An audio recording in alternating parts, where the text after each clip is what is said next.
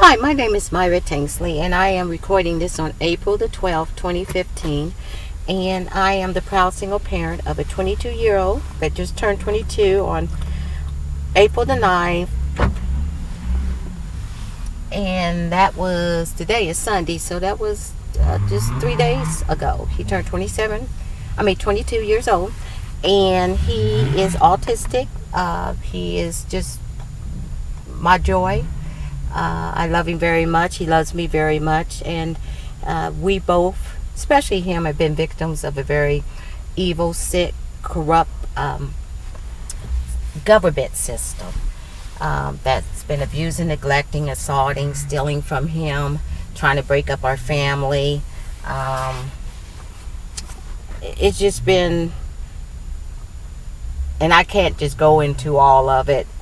It would just take me days.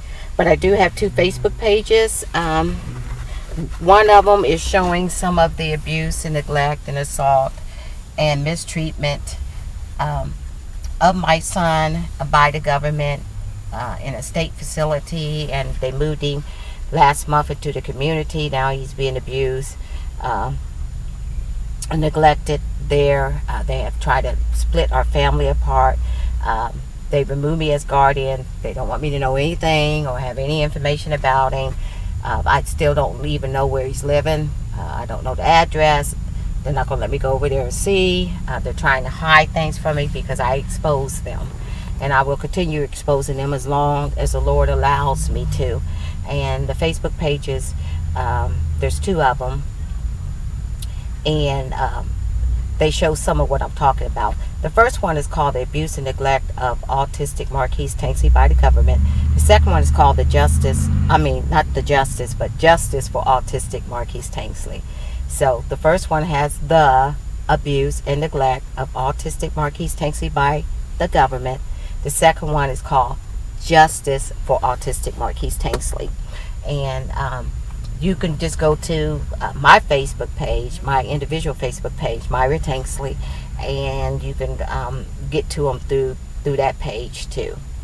So they have tried to limit our contact. I'm not able to talk to my son on the phone because they know that he could tell me how they mistreat him. He is verbal. I praise God that he's not nonverbal. He does have some cognitive delays and vocabulary delays, but he is able to tell me how he's been treated, and he's able to tell me how much he misses me. He has feelings. That's why I told him, I said, he's got feelings. You know, just because y'all think he's just, he's disabled don't mean that he doesn't have feelings. And praise God, he can express those feelings. So that's what this audio video is going to be about. They had stopped us from talking on the phone. They have lied on me and slandered me and there's always racial overtones. I think I'd be treated and probably given more support if I wouldn't have been African American. And they resent that. They don't want you going in there. I'm supposed to just, keep my mouth shut and turn my head while they abuse and neglect my son. I said, I'm not that type of mother. And I'm a Christian. I'm not intimidated by sick, evil people because I know God will deal with them. And, and he tells us, that all we have to do is be faithful, step back, let him handle it, and follow what he tells us, because he will work through us too. He'll use us to spank booties. And I've seen him spank booties, trip people up. I've seen him put out a light. One of the corrupt evil attorneys die unexpectedly. I've seen things that I've seen my son get punched in the chest by at the state facility that he was in by one of their workers. And I seen it because God wanted me to see it. The boy didn't even know that I was able to see him. He wasn't able to see me, but the Lord, and that wasn't the way it's supposed to be for him to see me. He was supposed to be the one that the Lord wanted to expose. And he allowed me to see him hit my son in the chest. I have that on audio video too. So you have to go to my YouTube channel. I had those 2 pages on Facebook and a YouTube channel full of audio videos to let you know that I'm not full of hot air. I'm not just sitting up making up this stuff. you know, very sick, evil, racially biased people in the government. Because you got to be sick if you're going to abuse and neglect an individual that can't advocate for themselves or helpless. You know, they don't know how to fight for their rights or don't even know about their rights. What if I wasn't around? But there's a lot more to this, because these people are, you know, worse than any criminals out in the street. They're legalized criminals. They practice legalized abuse and neglect and kidnapping and exploitation. But they're worse than any criminals. I respect a criminal out in the street better than I do these government criminals. Because they do this stuff for a paycheck, and they do it Monday through Friday. That's their job, you know. And they have so many victims. So this audio video is, you'll hear my son just telling me how much he misses me. And the day is, like I said, April the 12th, 2015. I haven't seen him since March the 15th, 2015. And I know the pain that he expresses it to me. But, you know, it's like a double heartache, because I miss him too. I said, that's my child. You're going to take my child's mother away from him and take my child away from me as a mother. I mean, you know, how cruel and evil can you be? But we're just dealing with pure scum. These people are just the scum of the earth. I don't give a darn what little title they have. You know, I don't care if you're a judge or a social worker or a so-called lawyer and stuff. They're just pure scum. That's all I think of them. You know, they just, you know, need Jesus. And they sure ain't better than anybody else. And that's where I look at them. I believe these people are just worse than some wino out there in the street. At least he's not victimizing everybody like this scum is, and taking people's constitutional rights and denying them their human rights and their civil rights and stuff. I don't have no kind of respect, and I sure don't. I'm sure not intimidated by them. So on March the 15th, 2015, when I visit with my son, he hadn't seen me for 3 weeks. And this is what he was expressing to me. And it is April the 12th, 2015. I haven't seen him. They didn't let me see him for his birthday, give him his birthday presents. I wasn't able to talk to him because they have not allowed us to talk on the phone. Again, the reason, because they don't want my son telling me anything. The less time they can have me having contact with him, the better it is for them to protect themselves. Because this woman, she'll put it on Facebook, she'll expose us. And I expose them because it should be exposed. This stuff shouldn't be hidden. And I guess you know, me being a Christian, I believe that God is using me as well as my son. But this stuff shouldn't be swept under the rug, you know. It really, really shouldn't be. I expose it because it should be exposed. When you do that kind of dirt to an individual that's disabled and you know, not able to advocate for himself, you need to be exposed. It ought to be told. And that's what I'm doing. And they are still trying to protect themselves. Now that he's out in the community, he's got a new staff agency working with him, and they're just crooked and dirty. They used to work for a county board of DD. Franklin County Board of DD is just pure trash, just government trash. Go to the justice page and see how they slander me when they, you know, how they throw out all of those deceptive, you know, lying motions and stuff. And I'm an evidence girl, so when that stuff, when you put that lies and slander out there, I just take it and rebuff it.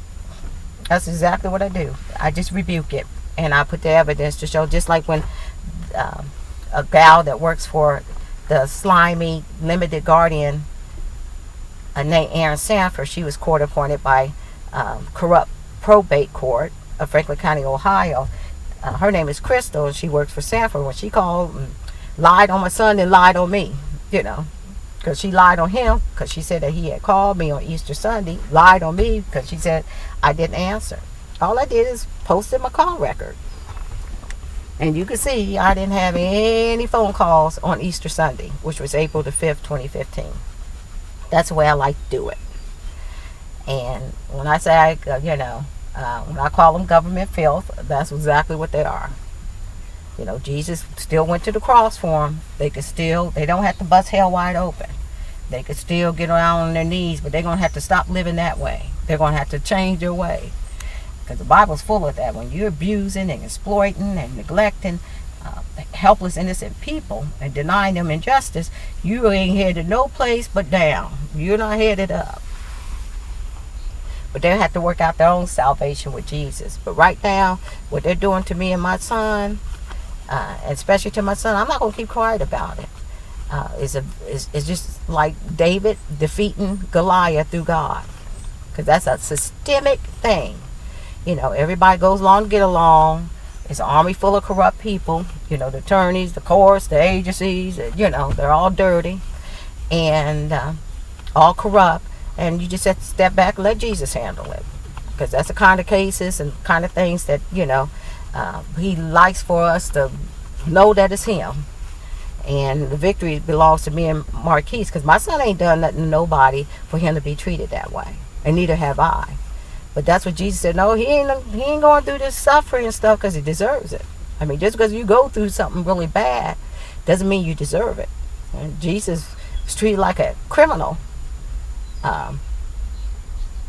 But, you know, here he was, God in the flesh, and he ain't never sinned or done anything. The Bible tells us he was without sin.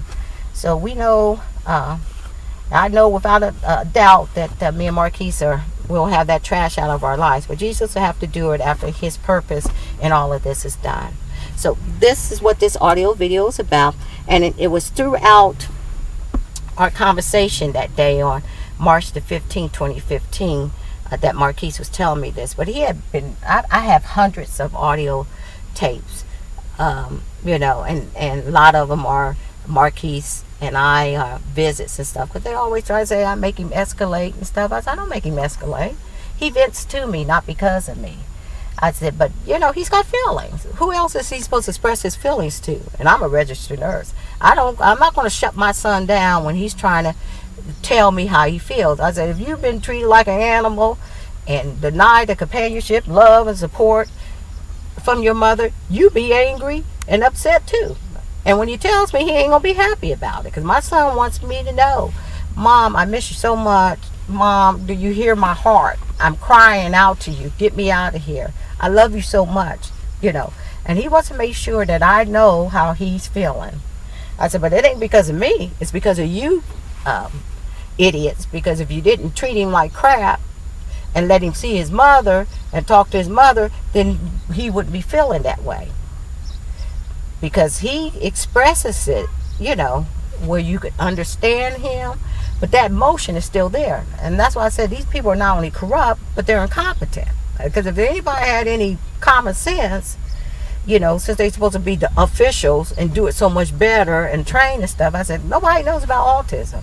Here is an autistic individual that is suffering from the separation of a person that he knows and loves and relies on for his companionship, for his love and support.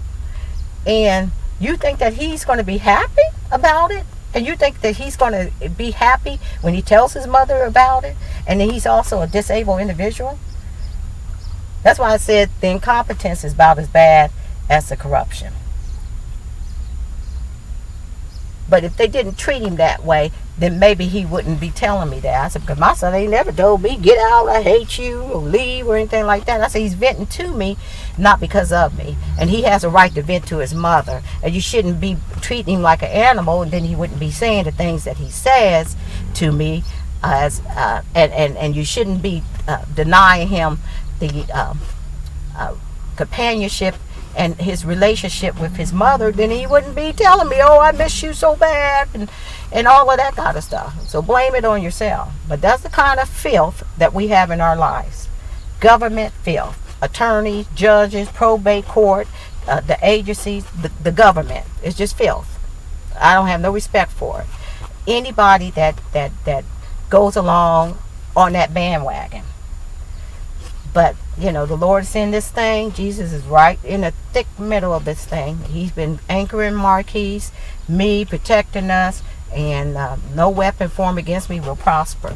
And he don't mind spiking booties, putting out lights like he did that one attorney, and just showing people that, it's going to be his way. If he wants something to be done, it's going to be done. So without further ado, I'm going to play, and it's probably like 4 snippets of this whole conversation, because we talked about it in the beginning, and then we'll go and talk about other things, and then he'll come back and express it again. And he did that 4 times during this conversation that I taped. So and I do have it on the speaker so you can hear a little bit better. So here's the first one. I got to get to that tape first. Okay, so I'll let you hear what he's saying, expressing his feelings about missing his mom. And like I said, I know he's feeling that way today. He's confused. He's like, what's going on? Why can't I talk to you? Why can't I see you?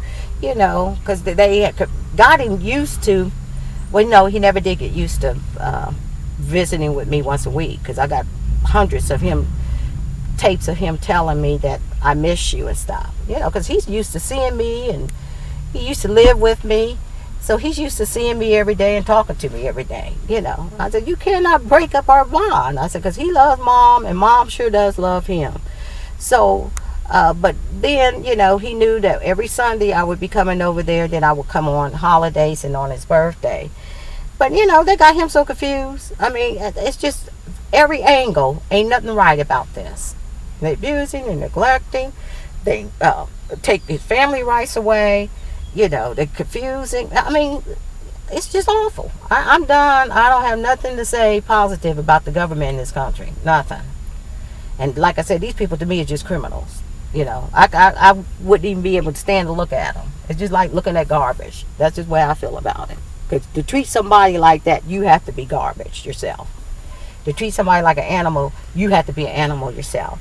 But I have 4 snippets, and I'm going to go ahead and play those. And this is my son on March 15th, 2015, telling me how he feels about not seeing me. I miss you, little bear. I miss you so much. I know you miss mommy so much. So he said, I miss you real bad. I miss you so much. And I just tell you, I have to keep myself. I don't want him to see me crying or tears coming down my eyes. I can't, I want to try to put my calmness onto him. And I mean, it's just heartbreaking to hear your child say that to you. It's just, it's heartbreaking because of the filth, government filth, the so-called people in your lives. They ain't got no business. But I'm looking forward to Jesus putting this garbage out of our lives, and that will be coming after his purpose is done. So here is another snippet. Like I said, I have to get to it here.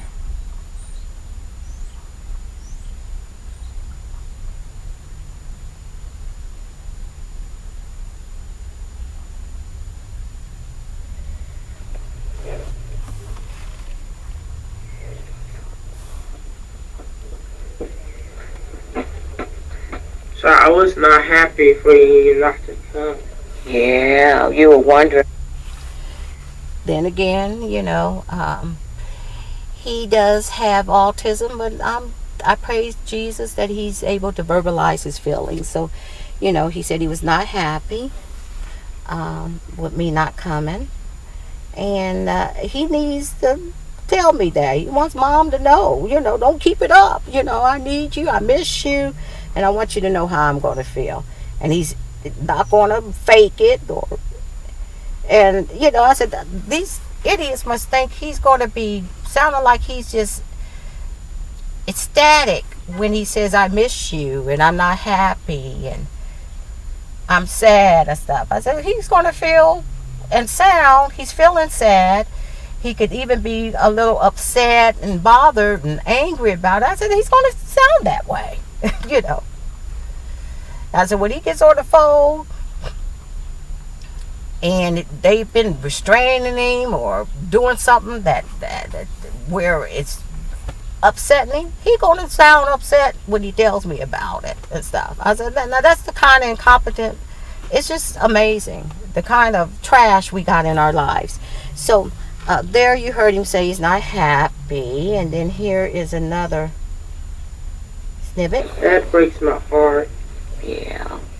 And I was not very happy about it. I was very disappointed. Yeah. So there you heard him say, it breaks my heart, and I was not very happy about it. I was very disappointed. And he's talking about not seeing his mom. That's exactly what he's talking about. And I can say, because my heart is broken too. So, and I tell him, I said, well, I'm not going to, one thing, I'm not going to let them people, because they're full of lies. These people are very corrupt. Corrupt people are not honest. I said, but I'm not going to have him thinking that mom don't love him, mom don't want to see him. So I told him, I said, they wouldn't let me see you. He said, who? I said, and I told him, and I said, but remember, just because you don't see me doesn't mean you don't that you don't have a mother. It doesn't mean that your mother don't love you. I said, we don't see Jesus right now, but it doesn't mean that he doesn't love us. But I that's what I don't like. I said, because you're taking his mother away from him, and then trying to make him almost believe like, well, maybe we separate him for a long time, he'll forget about her or he'll blame her and stuff. And I said, I'm not going to go along. I'm not part of the system. I'm not going to go along with all the lies and corruption and pretend that I'm not there because I don't want to be there or I don't love my son. I said, I'm not part of your system. I'm not going to go along with your lies and your corruption. And plus, it's not true. So, because he wants to know, But I don't like them trying to break up our family and trying to put a wedge between me and my son. But no weapon formed against me will prosper. I don't. That hasn't been okay by Jesus. And it's not going to happen. So, I just tell him, I said, they wouldn't let me come and see you because it's the truth and that's the way it is, but mommy loves you no matter what, so this is the evil. And I said, and then it's offense to God. I said, people need to remember, especially if it's Christian, but when you're doing these things, there's a God that looks low. He's, up high, but he looks low. And he's concerned. And he's in the lives of people that trust him and believe in him. And when you try to break up a family, you are offending God. Just like that attorney that Jesus put his light out. He died unexpectedly and made sure I found out about it by showing it to me in the newspaper. And I usually never get a newspaper, but the Lord made me turn around and get it that day. When you're doing things that you're doing, especially to a Christian person, a child of God, you really need to toe the line because you are offending God. And God made the family. He knows all about a mother's love. He watched his mother cry at his cross. But God, that's a family. The family is a God-given right because it was created by God.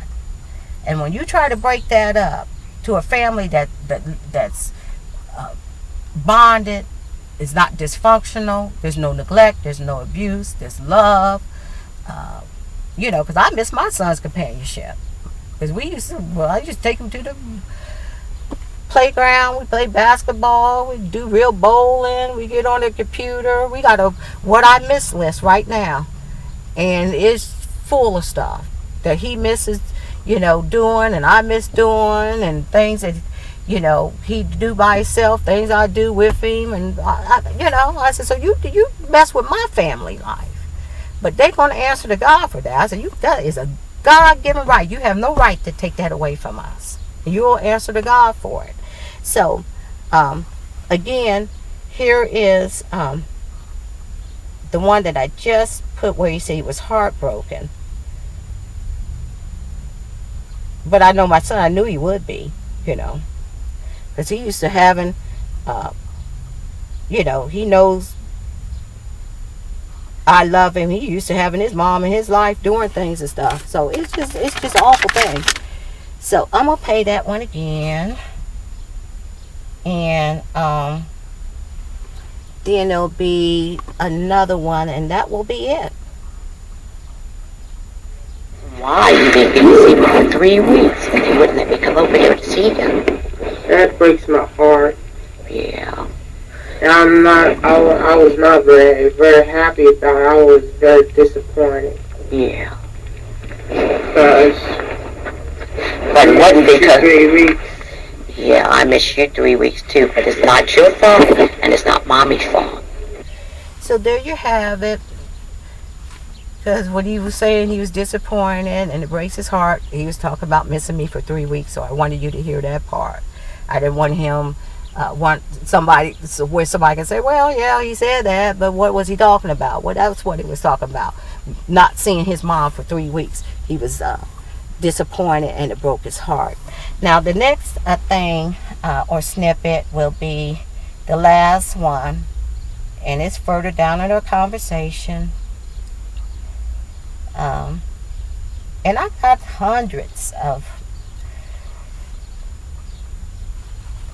audio tapes of my son because he tell me this all through the time he was at the so-called state facility. Same thing. I miss you, and he would tell them the visits are not long enough because it was only for an hour. Why can't I talk to you on the phone? And I can't really tell him all of that, but I think as the Lord moves us and purposes our lives and stuff, He'll be able to know and find out. Because I think it's a little bit too much over his head, but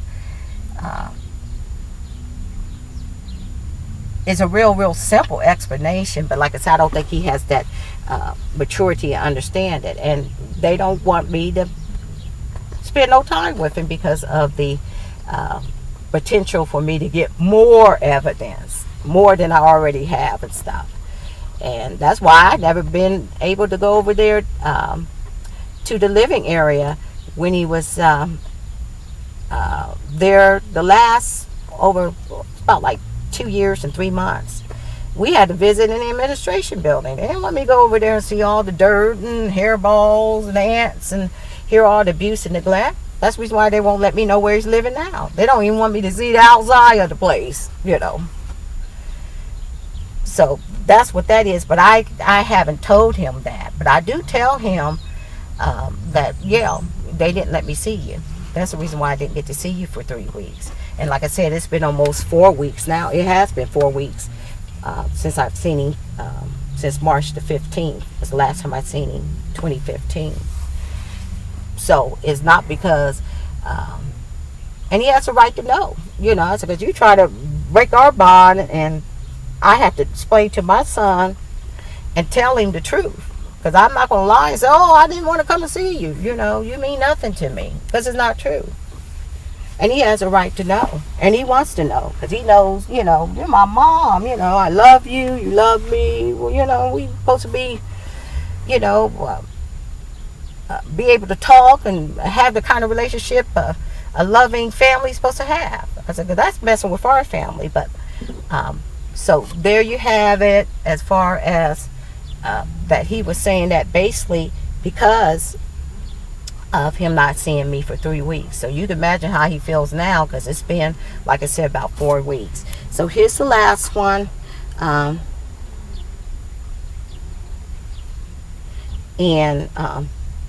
you'll hear him talk about how he feels again. The way that you like to make it, then you use what you like to use to make it. Like you like to use coffee creamer, you like to use I forgot water. to tell you, because I was SADBOTHER. Why? Because I'm so happy to see you, but I miss you 3 weeks. Well, you got to remember that Just because you didn't see your mom doesn't mean it was your fault or my fault. They didn't let me see it. But So there you have it. Because we were talking about coffee creamer, because he likes his hot chocolate, with coffee creamer. So, we talked about other things. But then he'll get right on back to his feelings again about missing his mom. And you heard him say, I forgot to tell you, I was SAD, and BOTHER, and I encourage him to verbalize his feelings, And he said, I'm happy to see you, but I missed you for 3 weeks, Mom, and I'm unhappy about it, and I'm still thinking about it, and I want you to know about it. So there you have it. That all occurred on March the 15th, 2015. The last time I have seen or talked to my son is April the 12th, 2015. So we can say that's about 4 weeks. So you can imagine how he feels now. And I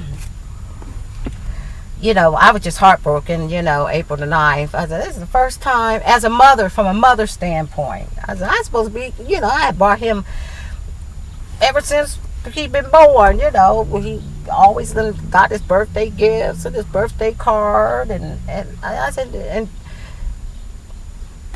they took that away from my son and they took it away from me. So, but vengeance is the Lord's and he will repay. And I'm looking forward, and he'll let you see it too. So I'm looking forward to seeing him deal with these people and stuff. So anyway, I just made another audio video of, it's actually like a repeat of the one I made April the 10th. But I've just made one today before this one. And what I did, I just made the particular audio tape louder and clearer. Not on my part, but I had to play a audio tape of Crystal, the girl that works for Sanford. Sanford has her call and tell me lies and all kind of stuff.